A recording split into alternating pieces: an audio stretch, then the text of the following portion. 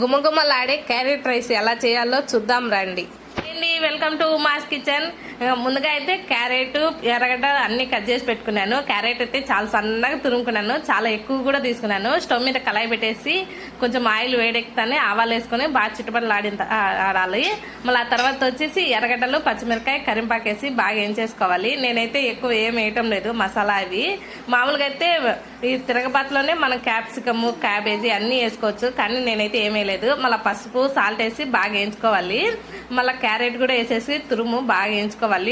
Carrot అయితే కొంచెం పచ్చివాసన వస్తుంది, దానివల్ల కొంచెము స్మెల్ వేరేగా ఉంటుంది. అందుకు కొంచెము బాగా ఆయిల్ ఎక్కువ వేసుకొని వేయించుకోండి. ఇంకా 5 మినిట్స్ మూత పెట్టేసి వదిలేయండి. కొంచెం ఆయిల్ అయితే బయటకు వస్తుంది, అప్పుడు వేగినట్టు.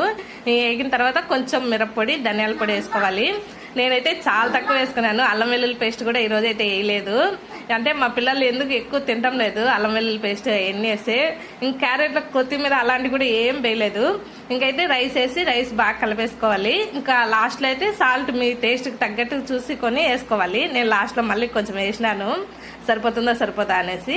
ఇంకైతే మా బాబుకి అయితే ఒక చిన్న కూరగిల్లో పెట్టి ఇట్లా కేక్ లాగా పెట్టి ఇచ్చినాను. దాని మీద పప్పుల పొడి వేసి ఇచ్చినాను. మా పిల్లాడికి చాలా ఇష్టం ఇలా వేస్తే.